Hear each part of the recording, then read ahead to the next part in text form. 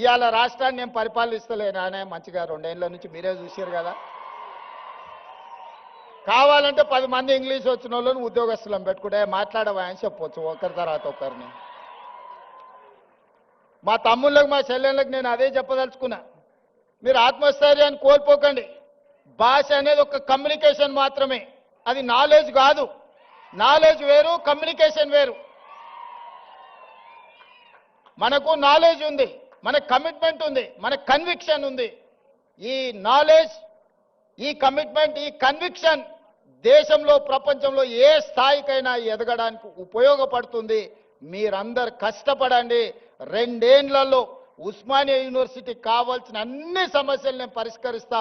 Teaching staff గురించి కూడా professor Kasim గారు అదేవిధంగా వైస్ ఛాన్సలర్ గారు చెప్పినారు.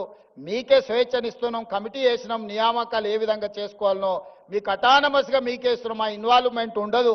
మీకు ఎవరైనా మంత్రులు, ఎంపీలో, ఎమ్మెల్యేలో ఫోన్ చేస్తే నాకు చెప్పరు. మీకు ఏదైనా పైరవి పట్టుకొని ఎవరైనా వస్తే నాకు చెప్పండి. వాళ్ళు ఉద్యోగాలు ఇప్పించుడు కాదు, పైరవి పట్టుకొని వచ్చిన వాళ్ళ ఉద్యోగాలు ఊడదీసే బాధ్యత నాది. నేను చెప్పను.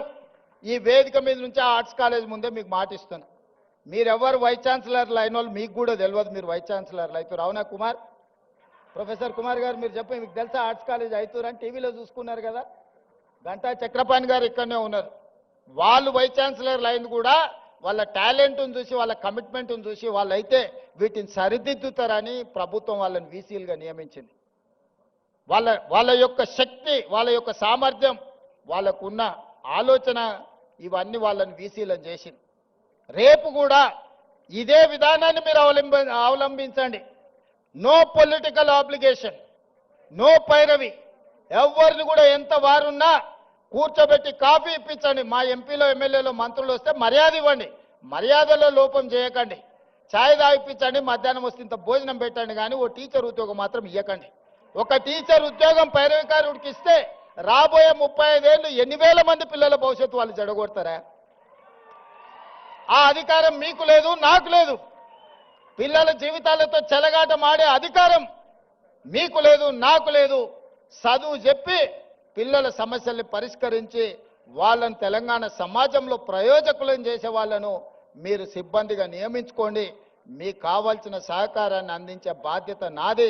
ఈ ఉస్మానియా యూనివర్సిటీ తెలంగాణకు గుండెకాయ.